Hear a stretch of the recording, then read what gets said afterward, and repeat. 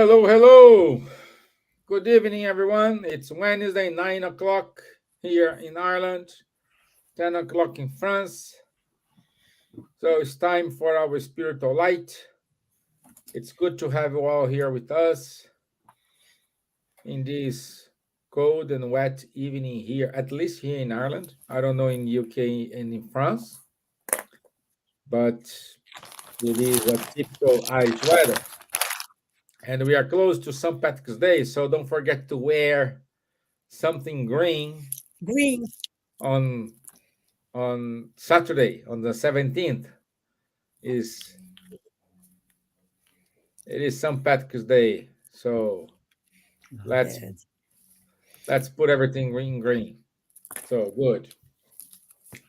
And Green. today's topic, it is the workers of the last hour. The workers of the last hour. We did it. We talked about it probably 1 year and a half ago, but we brought it today as the importance for the context of the today's world's conjecture.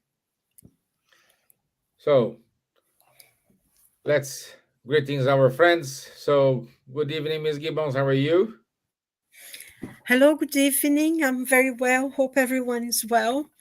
Sorry I wasn't here last Wednesday, but I did go to, I was interpreting for this Brazilian medium who is a painter, and he did incredible work, extremely beautiful work, really.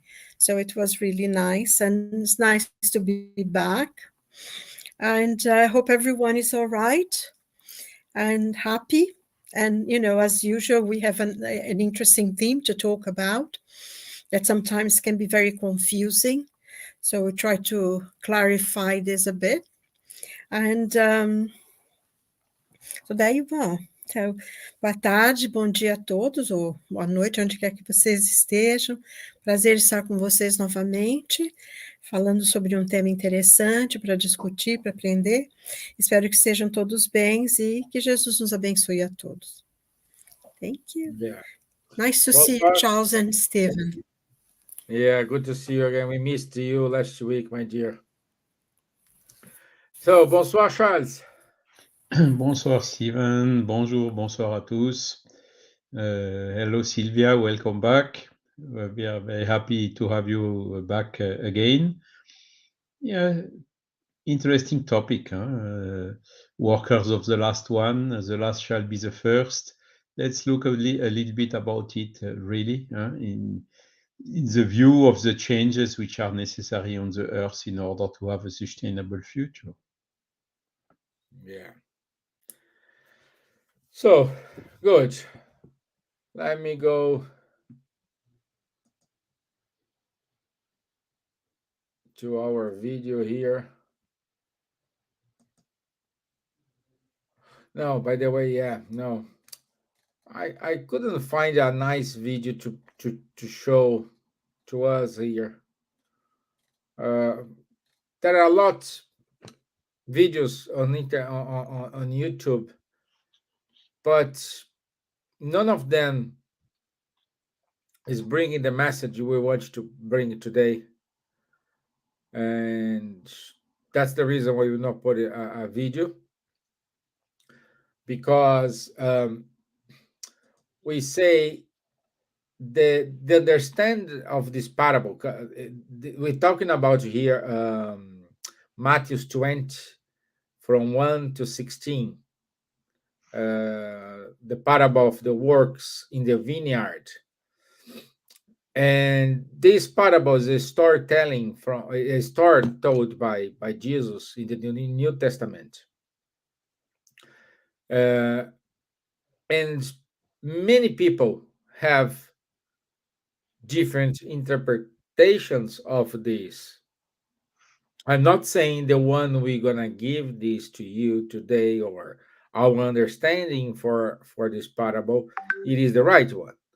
It is perhaps one more, but it is up to you to decide or get a piece from one, get a piece for other explanation, get a piece and build your own version. But summarizing, this parable talks about God's generosity, talks about equality and fairness, jealousy and envy. What more? The trust in God, and I think the call to humility. So I think these 5 points I stated here, it is the common point among all the versions we have about this parable. And this is what we probably will concentrate our conversation today. Okay, Charles, you want to kick off the discussion? Yeah, interesting, isn't it? Because the guys who work the whole day on the vineyard receive the same salary as the guys who have been called at the last hour to work only during 1 hour. Mm-hmm. But of course, it does not seem it's a parable. So the parable, we need always to take the meaning out of it. And Kardec is really very good in this, isn't it? The Yes. Gospel according to Spiritism is really full of parables that we are hardly understanding. How could that be? What is the meaning of that? And of a sudden, Kardec's bringing a light on those. Of course, he's not the only one, but he in particular was indeed very good on this. And here, of course, he had the help of the spirits who helped him, giving some messages in order to understand better what is the deep meaning of this parable. Because at the end, what is the purpose of life? What is our goal? Our goal is to progress, isn't it? The law of progress. We talked about it already several times. So what is important is, did we reach this progress? Did we reach this level of evolution? Yes or no? Some will reach it in 1 hour. Some others will reach it in Years. millenniums. Okay? So what? If the thing is, what is the evolution level you have reached? If the guy reaches this evolution level in 1 hour, he is worth the same as the guy who reaches it only after some millenniums. And what is the difference between both? The difference is the second one, which reached it in 1 hour. Of course, I'm a little bit making a caricature here, but the one who reached it in 1 hour worked very hard, intensively, was strongly using his goodwill and his will to reach that goal. While the other, let's take it easy. Why to do today what we could do tomorrow? This type of laziness or whatever. You see, at the end, he will also reach, but he will need much more time. And that's exactly, one of the meaning of these parables, that of the worker of the last hour. The importance is the result. And the spirits are very clear in saying these which were there available to work and for which only the opportunity to work was missing. It's basically not the fault of bad use of their goodwill that they have stayed at that place. So seeing that, it's also another argument to say, if they did not make anything to be lazy, if they were ready to work from the first hour, why should they receive less if they just missed the opportunity to have the work? So we are bringing, the logic behind to understand better this parable. And in the same,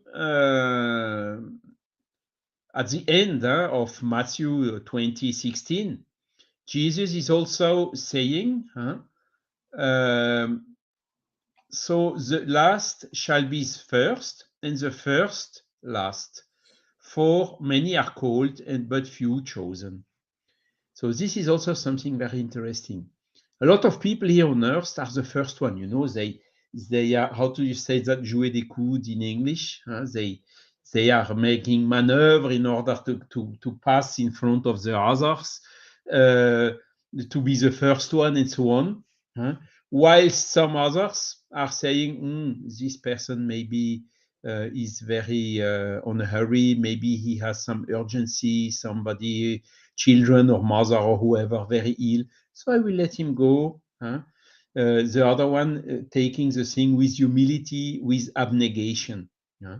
So what are the values? The will to go to be first and to pass over on to the others, or the abnegation and the how to say, wishing good from the second one. Of course, on the earth, the one maneuvering will be the first one. But on the sky, in the spiritual world, which one will be the first one? It's probably not the one who was the first on earth. It's probably the one who was, with his abnegation, looking for the collective interests as a priority over his personal interests.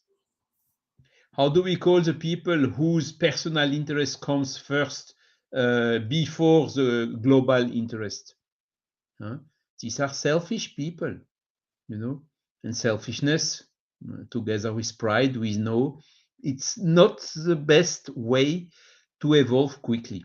Okay, so very simple as that. You see, when we try to understand these parables by making these daily life examples, it helps a lot to understand them, isn't it?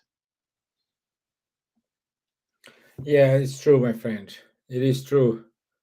I have some comments, but first I would like to hear Ms. Gibbons what she wants to say to us.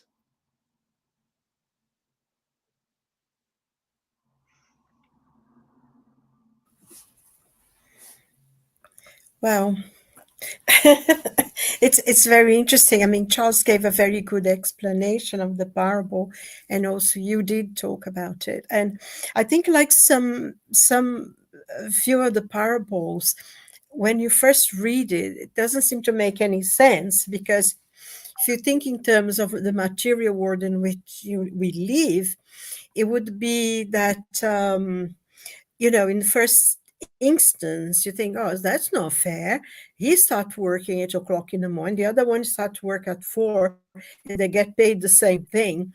But immediately, when you stop to think what Jesus had meant by that, is a completely different way. He's talking about in a spiritual way. And like Charles pointed out, one of the points was that the ones who came late was not because they didn't want to, it's just that they waited,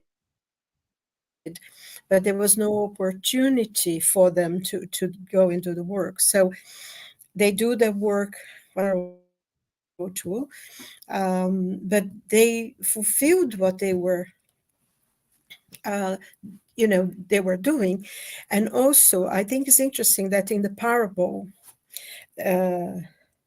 the man asks, why are you saying this? Don't I have the right to do what I want with my money? And I agree with you to pay you a penny. So I'm paying you a penny. That's what we agreed. And I think this shows as well how sometimes we don't really stop to think many things. We look things in a selfish way. We don't see other people's point of view. And I think more than ever, we are living through a time now that your opinion is almost either someone accepts, but you're not allowed to think differently from anyone. I think before, when we have fair play, I think, I thought something, you thought something different, and we agreed to disagree. and will leave to posterity, whatever it was, to confirm, because the future will always bring what is right. The truth will always prevail.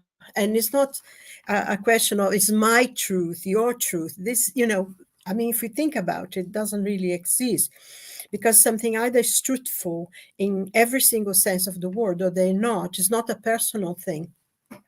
So nowadays it's almost difficult that whatever you think, if someone does not agree with it, they create a lot of problem, almost violence. I mean, we look into our streets nowadays, is becoming terrible.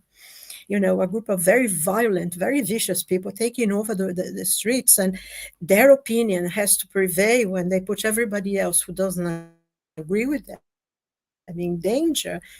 And, it filters through as well. And I think this parable is very, very important in that sense, for us to stop. Don't compare ourselves with other people, to do what we need to do. If it's 10 hours that we propose to do something, we do it. And if it's only 1 hour, it's 1 hour. We need to do our work and to do the very best we can. And it's interesting that I had a quotation from Voltaire from last week, which I think goes so well to today's discussion, because Voltaire said, every man is guilty of all the good that he did not do. And I think this is so profound, because while we compare sometimes with other people, you're doing this and you should have been doing something else, I'm not doing my part. And in the end, we are responsible for what we have to do ourselves. Each one of us have a work to do. And if we haven't been, I'm not going to be bothered with this, I'm going to leave it for later on. Yes, that's not fair. But if someone was there, as they say, and I think Charles put that quite well, he is waiting. No one came to hire him, that person. But when they did, he did his utmost. He did his very best. And he didn't stop to compare how many hours. He just did everything he can. And I think that's for us as well. We need to do the work that we have to do. We know that each one of us have come with a mission to fulfill on this earth, that this life that is given us, we have a purpose for being here on earth, and to fulfill it.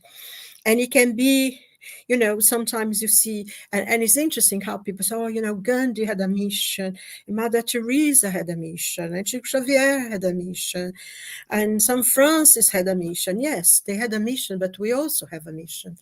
Maybe it's not so grand or something, but each one of us have to do our very best. I think Emmanuel has in one of his messages that he talks about every piece of work is important.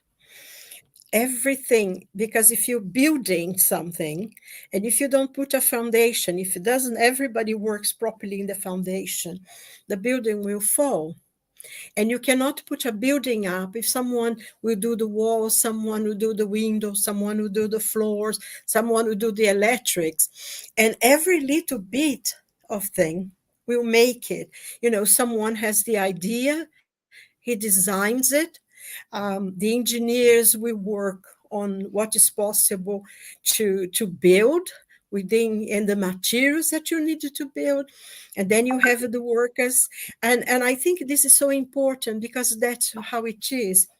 Maybe I'm only going to paint the walls, but although it's not as a big one as doing the building or designing the building, if I don't paint the walls, they don't look nice. And I think that's the point. I don't know, maybe I feel that each one will be there at the time that we have to be there, and to do the work that we have to do. Some people will have children, they get married, they have children, they have a responsibility with the life of children that they bring into the world, that a spirit has to be educated, has to be treated. Others were going to do this work, help. So all of us have a work to do. So if we concentrate in doing what we need to do, all the good that we have to do, as well as we can, as much as we are able to do, and that's okay, and leave the others to care for their own work. And I think basically, I don't know, at this point, not compare yourself with others, just do what you have to do. So Yeah, I like the I like the approach, and both of you. Um it's I don't know, my internet keeps going down. Sorry. Can you hear me? Yes. Yeah. Okay. Yes, I can hear you now. Yes, but every now and then everybody disappears. Oh, Oh dear. okay. Mm. Because when we talk when you talk about God's generosity, we're talking about uh, it's it's to everyone. Anyone can go there. The rich, the poor, the slave, the not slave, the white, the black, the Catholic, the Spiritist, the Protestant, everyone. The heaven is to everyone. When we talk about equality and fairness, it is every one of us received the opportunity to do it. When we talk about jealous and envy, it is because we always look at our neighbor. Oh, why he has a better car than me? Why he needs to carry a lightweight compared to mine? Why his cross is smallest than mine? When we go to the path of trusting God's providence, is I don't care the size of my cross. I don't care the size of the lift I have to wait. I don't care what is my task. I will fulfill it. I will have bad days, I will have good days, and I will fight. I will move on. I will reach my goal. And this is connected to the call to the humility, because you need to recognize your weaknesses, you need to recognize your strengths. But we always want to compare. We always want, oh, I worked more than he, so I deserved more. No, here is not, we're talking about how much did you work or not. Here we're talking about opportunities. And some people are ready and other people are not ready. Those who are ready, they can go, they can enter. Those who are not ready, they just need to go some time, and shortly they will be ready.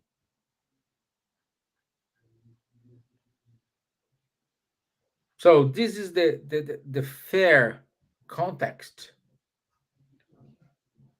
This is the more this is a lesson of democracy.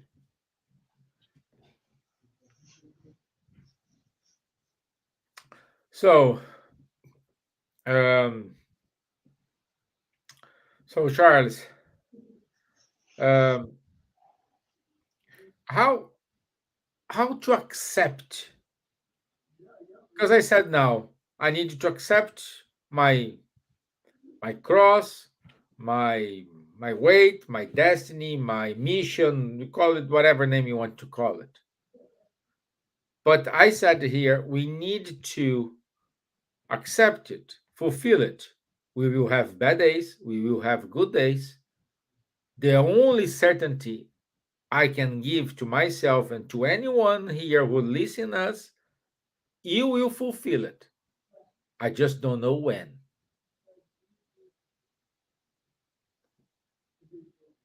So, do you have any incentive for those who are complaining, saying, "Oh, I am the worst person in the world. No, everybody's happy except me. Life is not so great.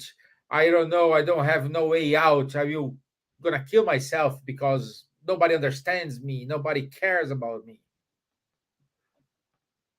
Do you have any incentive for those people, my friend? Yeah, I mean, that is a very difficult and serious question, because generally the people who talk about, for instance, and their life, committing suicide, have to be considered with a lot of care because most of the people who commit suicide, they warned before that they would commit it, you know. So in terms of prevention, I think it's something which is very fundamental. It's again the vision. I mean, you thought about, yeah, my neighbor, he has a nicer house, he has a newer car, he has this, he has that. What we need to be aware always is, yes, of course, he has this, his pleasures, he has a lot of satisfaction with that. But one day, we will go back home, isn't it? Go back home where? To the spiritual world. Into the spiritual world, do we take the car and the house with us? No, they stay here. This we are sure, 100% sure that this will happen. Okay? Yeah. So what is important is what we take with us, these eternal values, our conscience, what we learned intellectually, the progress we made also to become a better person morally. These are the values we take with us. These values from long-lasting, eternal values, let's say so. But all what is temporary here on earth, one day we will drop everything here. So put you in the feet of a person who was only living for the earthly goods and enjoying and have fun and pleasure and whatever. What will be his situation when he arrives on the other side? Looking that he cared only about this temporary stuff, neglected completely the values which are eternal. He will, of course, reach there not in a very good situation. And this is just, how to say, common sense. It's obvious. And so the fact to be always claiming and shouting and giving excuses and whatever does not help us to progress. If we want to progress, let's take the excuses aside. We may even have justifiable ones, but let's just take a focus on the work, on the progress, on solving the problems, overcoming the difficulties we have in life, looking for help. You told about people who with a tendency of going to suicide. A big message is go and look for help. You will always find someone, beloved one, or people, even in a church or in a spiritist center or wherever. Go there, knock on the door, and say, "Hey guys, I really need help here. Can you help us?" And you're sure you will be helped. For sure, you will be helped. You will find someone to help you. You are not alone. Nobody is alone. We even have, each one of us, a mentor which is personally dedicated to us. So when we are shouting and claiming and whatever, what are we doing? We are putting a kind of a barrier or taking distance with this mentor which is here to help us. Huh? Whilst when we do a little bit effort for humility, for resignation about the things we cannot change, for trying to do good, to learn, to read good things, we are doing the opposite movement. We come closer to our mentor, to our guardian angel, if you prefer. And from that point, we enter into a beneficious circle, because coming closer to him, he will have a better access to us, help us even more to overcome the natural difficulties. So that is the point of view we need to have. The death is not the end of everything.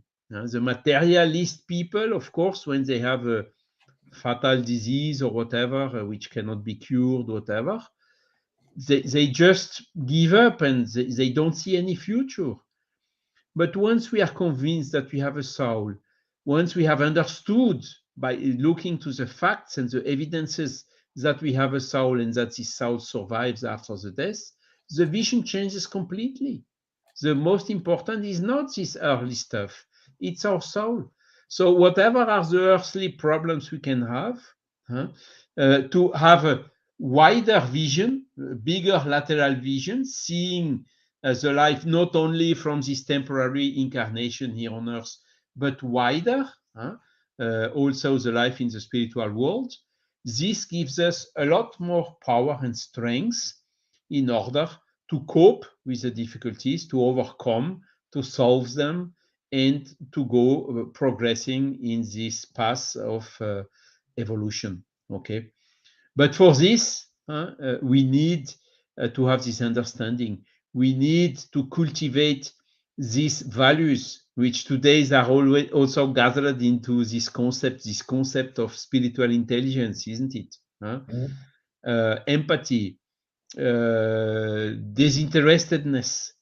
Let's do good for doing good without awaiting anything in return. We know that we will get things in return, but this shall not be the motivation. The motivation is, let's do good for good. Let's help. Let's collaborate with the good spirits, with God even, to be the co-creators, as we say, seeing all these aspects positively. So in France, we say, even the sky can fall on our head. We will stay quiet and full of confidence. Whatever the difficulty comes, we can overcome it. So that's the point, the vision we need really to cultivate. I know it's not easy.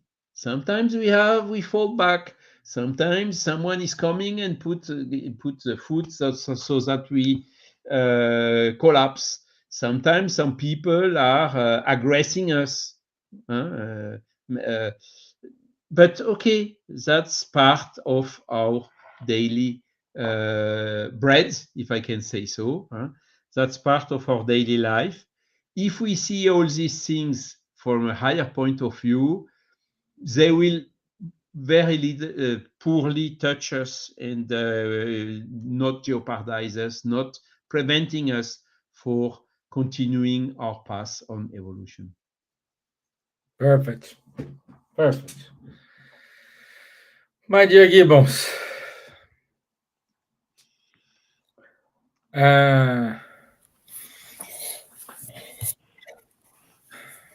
how to cope all these, how to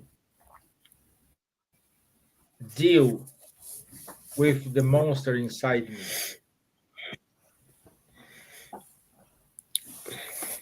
I'm sorry, I didn't quite hear what you said. Your sound disappeared for a minute. I'm so sorry. Yeah, no problem. How to deal with this monster inside me, because our worst enemy, it is ourselves. How I need to behave in order to not allow my negativity, my dark side, let's say, involves me and do not hit the light, hit us. Well, what you're saying reminds me of a saying of Buddha, that if your compassion cannot extend to yourself, has no value. And I think everything like Charles was saying, and the, what you call monsters, we have come from many lifetimes. We have had many difficulties.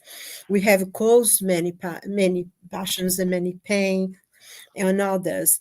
And now we have come to a certain point in understanding in our spiritual dimension and our spiritual life, that we begin to see the monsters that before we were completely unaware of. But I think this quote, is very, very important, because we can only be as good, as kind, as understanding, as empathic, as forgiving to others if we are for ourselves.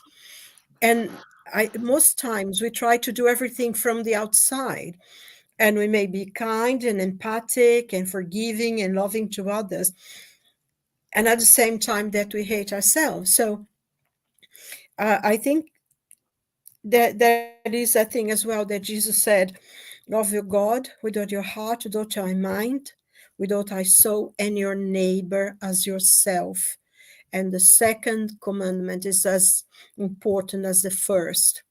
So, because if you don't love yourself, you don't have love for others. And I think we need to accept who we are. We cannot, most times we battle with ourselves, who we are. And we forget that, we need to bring some peace as well. We have wrong things. We've done some wrong things. Redo them. Do them better. Change the ways. But usually we are so critical. We are so horrible. And I think one of the greatest problem that sometimes we get into, if we've done something wrong, we get into this vicious circle of feeling guilty. And guilt is not only a feeling of, that it makes us feel very bad, but also it completely takes away your power, because you get into that vicious, I've done wrong, and you don't have any stimulus to do something right, to change, to move away from that. And I think whenever it is possible for us to see what is wrong, we needed to self-analyze ourselves. We needed to see what we have within that still falls short from what we consider to be a good person. And I think sometimes you have to have a little meditation and talk to those parts, as you said, talk to the monsters within and say, why are you there? What is it that's called, what pain have you got? Because monsters, evil, is ignorance. A person behaves in an evil way because they are ignorant of the light. And I think we need to see these monsters not as an enemy, but someone that we need to extend our hands to help. I've done something wrong. If I become conscious of what I've done, if it is within my power to go and apologize and go and apologize to whoever you hurt, and if it's beyond you to do that, ask God for help for that person, ask for forgiveness, and ask to do a job that will overcome what harm we have done on others. Because first and foremost, we need to accept those monsters within as someone who's there in pain inside of us, who deserve as much empathy and as much caring as all the people out there. So when we are able to do this and become healthy in ourselves, then we are able to be helpful and truly loving and true forgiving of others. Because normally, especially when we read religious texts or read the spiritual texts, and they were saying, oh, you have to be good, you have to do good, and you have to do, and it's true. But on the other hand, within all the goodness that we need to do, it does not mean that we have to be good to ourselves as well, to be forgiving sometimes. Because if we are only critical, we would never be able to come out of that vicious circle. It's very interesting. I was watching a film some time ago, and the devil was talking, and he was saying, well, people blame me for everything. They don't take responsibility for their own actions, And he was saying, in hell, there are no doors or gates, only the doors and gates that you create for yourself. And it was interesting because you're saying only your guilt, it creates your hell. So I thought, for a moment, I was, oh, that's an interesting thing. Some writer did some research there to come up with something very close to what Spiritism says.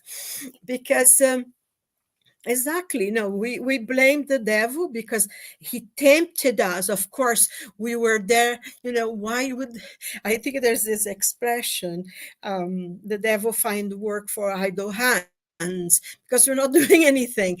And I think this is a very important point. We need to learn to take responsibility for our actions. I've done something good. You don't need to think about it because you have a sense of well-being that comes in doing good. But if we've done something wrong, it weighs on us, especially if you know a little bit, it will weighs on us. So what we do, come back, let's talk to that part. Why did you do that? What is it? What pain do you have that is causing you to behave like that? Let's talk about it. Let's bring out into the open. Let's we open up. Let's let go of guilt. Jana de Angelis talk about this. That guilt is the most negative thing because you will stop yourself from doing good or for doing anything for that matter. So let go of guilt, readdress the wrongs that we are aware that we've done, and try to do the very best we can from that moment on. Because if you think, oh, I did this, I'm such a bad person, then you are a bad person because you don't do anything. So try to be positive and move on. And I think Peter, he said, good covers a multitude of sins. And I think this is very important. Try to do good, but try to be also forgiving, because spirits in darkness, or when we ourselves as a spirit, because we know that we are spirits in an incarnated, in a corporeal life, is because we are, our ignorance is what causes our darkness. So, and Jesus said, don't hide your light under a bushel, bring it out. And I think we needed to bring all those monsters out, talk to them, clear them, free them, forgive them, let them go into light, and be forgiving to ourselves, because we can only love others in as much as we love ourselves. So I think, that's a thing to think about, isn't it? Yeah, we have to. We have to. And Charles, we have a question for you from Leonardo Bacarin Pedro. 1 second. Oh, my mouse is not. I'd like to ask for Mr. Kempf his opinion regarding the abortion in France. Is that okay? How people are reacting to this as well? Thank you in advance. So, thank you for the question, Leonardo. I would answer, no, it's not okay. No? But it's legal. It's allowed by law since more than 40 years now. And more recently, as probably you have seen, motivating your question, people are even willing to put it in the constitution. The comment we can do here is very simple. I mean, the human laws are human, so subject to the imperfection of the humans. The divine laws or the natural laws, they are perfect. So the human laws are not always in line with the natural or the divine laws. Okay, but with the time they adjust themselves. Not so long ago, slavery was also legal. Today, it's not legal anymore. Yeah. Today, abortion is legal in a lot of countries, but for sure, there will be one day, hopefully soon, that our understanding will, that the people will understand that abortion is not a good thing, and then modify the law in order also not to have it legal, authorized, even encouraged, which is the case today. So the thing is, today we should not blame anyone for this, because you have a lot of people, young ladies getting pregnant or after being raped or whatever difficult situations, and they just go and since the abortion is legal, they do it legally, even advised by the doctors, advised by the social assistants and whatever. So a lot of people, they do it without knowing. So we should be very careful in addressing this topic, calling the attention of the people that the incarnation of the spirit starts with the conception. So the fetus has already a spirit which is linked to it.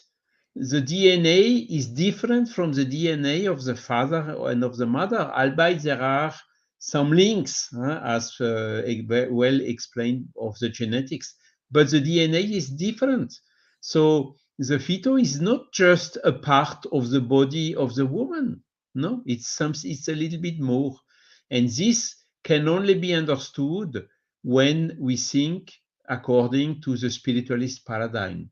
The people who are materialists, they say, okay, as long as it is not born, it is property somehow of the woman, and the woman can decide whatever about it. This is the materialist point of view. But do the materialists prove that the soul does not exist, that there is no soul linked to this fetus? No, they don't prove anything. They just state.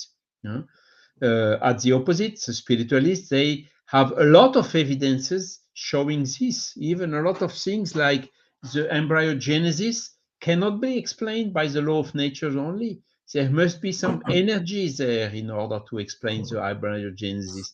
And the energy comes exactly from the soul, which is already linked to it and which is incarnating.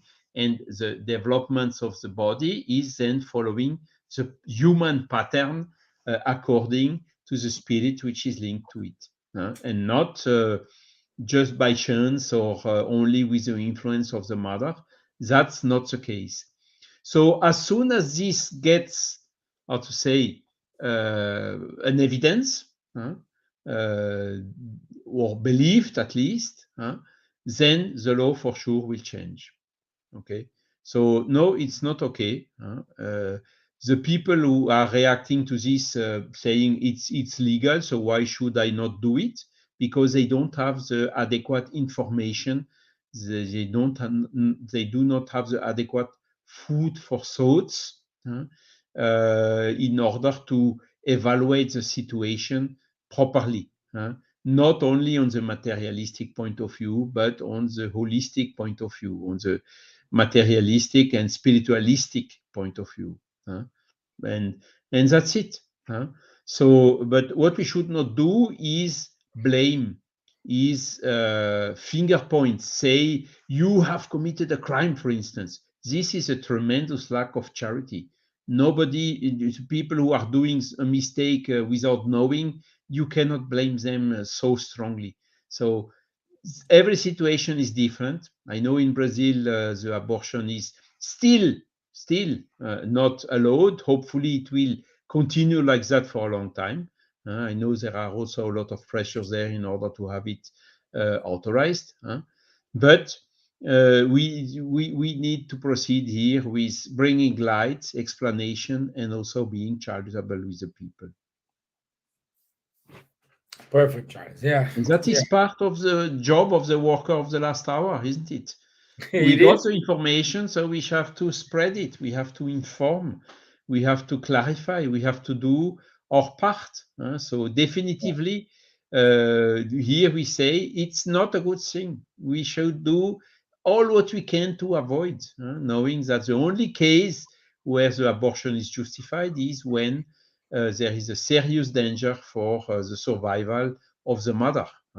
All the other cases, we really should avoid and find alternative solutions. Perfect. My dear Gibbons, final comments. Well, I think Charles made the point really well and very clearly, because I think one of the main things is ignorance about things, isn't it? They just see the most people unaware of, think, oh, it's nothing, it's not there, it's not alive, I can't see it. But the point is to understand, and I think eventually everyone will accept, because it's a reality, that conception occurs. The life begins at conception, and there is a human being there. And, being, as you said, the workers of the last hour, which are the spiritists, we know that the consequences, not only the physical consequence, but especially the spiritual consequence of an abortion, is something extremely difficult to overcome. There is so many connections there. But if the person does not know, then it's quite difficult they cannot judge, because they don't have the knowledge. And I think that's what is important, the explanation. And then, of course, everyone will judge it in their own way. But, and I think one point as well that Charles made, which I thought was very important, is that not up to us to judge. We don't know. We are not living the life of that person, going through the situation that that person is going through. So it's not for us to judge. We say, we feel what we feel, we know what we know, and we try to explain, but it's not to us to judge. The person will be judged according to whatever motivation the person went to go. Because I know of situations that happen, and if they would accuse the mother or something, it would be a terrible thing. So I think not judging, praying for people to understand. And like Charles pointed out, eventually one day we will not need laws to say, yes, you can do it, no, you cannot do it. The very knowledge, the knowledge that the person will have about life, about the physical life, about the spiritual life, about what it means to have a spirit coming to life, it will stop it. The knowledge will make it stop. There will be no laws necessary then, because the knowing of what it means will be within everybody's access. That they will know, they will have the knowledge, and then things will change by themselves. Because like the example that Charles gave about slavery, we know that exists, it still exists, it's not legal, but it's underneath. But for most people, the idea of having another human being enslaved, is almost sickening to imagine. We cannot accept this, not within a frame of who we are anymore. Would be an appalling thing. But and it doesn't matter if the laws allow or not. The knowing of it will stop it. I think that's what we're going towards as we becoming more evolved, and as we learn more about the spiritual world and the spiritual life. it will go by itself, I think. Wow. Yeah. Thank you. It's very encouraging, and at the same time, we need to have faith in ourselves. I like the comment here from Marilia Benetta. She said, but is always being there. I will never do myself, but the blame is the problem. Making it legal doesn't mean everyone will do. There's a compliment from your commentary, Charles. I think Yes, yes. she's a And very good. in France, for instance, the law cannot oblige anyone to do it, cannot even oblige a doctor to do it. It's only based on only the willing people are doing it. There is no obligation at all. So really, a lot of people will never do it. That's true. The problem is, Silvia is 100% right when she says, okay, the people do it without knowing, without being conscient of what they are doing. So their responsibility will, of course, be much less. Nevertheless, even if you don't know what you do and you do something wrong, it will have consequences on you. This is what we should. I always take the same examples. When I was young, everybody was smoking. So because it was good, on the TV, everywhere you had people smoking and so on. So the people were not aware that smoking is so harmful for the health. So what happened? The people, even without knowing, which were smoking, they got cancer, they got illnesses. So they got the consequences of what they did. And that's why today it's written black on white, smoking kills. So, of course, today the people who, albeit in spite of this, are still smoking, they have not the same, how to say, circumstances,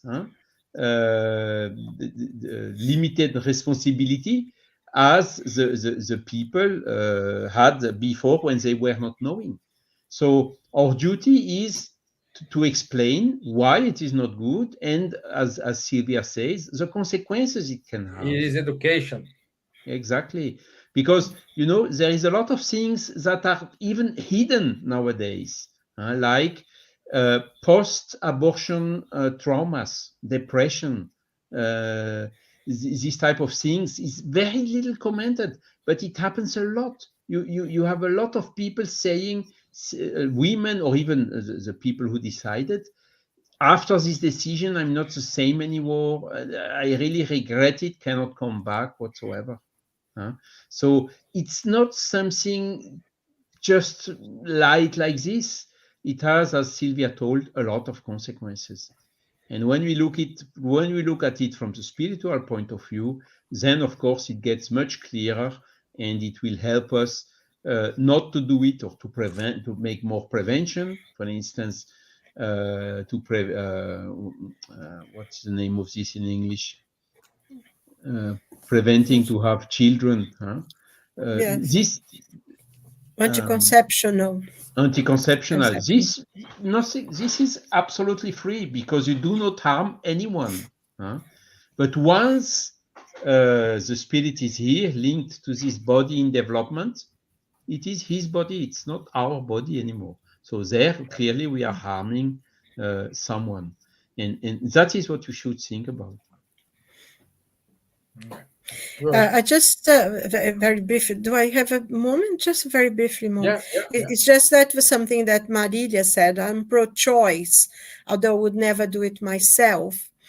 I think this is as a position, although it seems a liberal position, is not really. I will not do it myself, but you can do it, and I think No. this.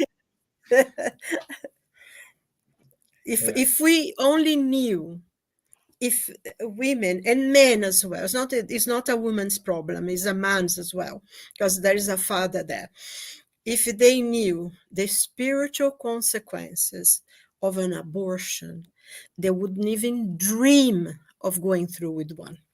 If you can't have the child, give it to adoption. There are so many people desperate to have a child, you know, and you can do that. But I know there is a lot of pressures and everything. So, you know, as we said, it's not up to us to judge to each, but the consequences are very, very dear.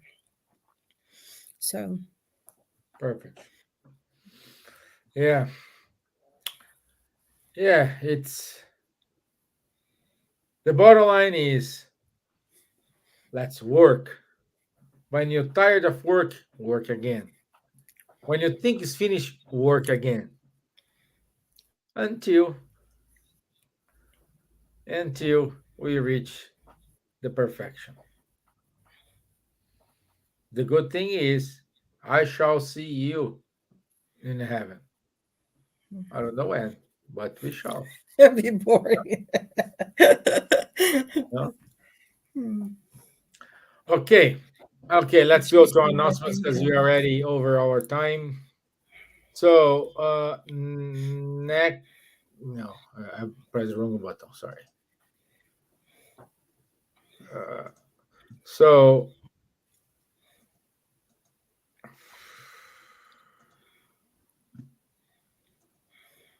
next week, our topic is Do Miracles Exist? 9th of March, 9 p.m. We'll be here discussing Do Miracle Exist? Okay, also we have the Spiritism X, 29 and 3rd of June. Please enroll yourself. Go to email office@kardec.org.uk and they're going to give you more details how to make your enrollment. Our series of Camille Flammarion, it is up. Vanessa Castellani just did her at the beginning of the month, and next one will be Roberto Watanabe. Okay. The Spiritist magazine is online, and don't miss Kardec Radio. Keep believing Kardec Radio. This is it, my friends. Thank you so much for your time. Thank you, Marilia Beneta, for your comments. Thank you, Leonardo Pedro, for your comments. Realia Rom, our dear Elsa, best of you, my dear. Gil Becker, Gil, good to have you here. Our friend from Uruguay,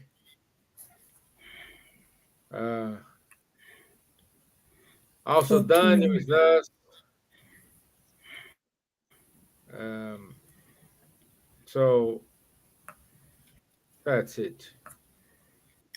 I think the Uruguay is Ruben, isn't it? Yeah, it looks like it's Ruben from Uruguay.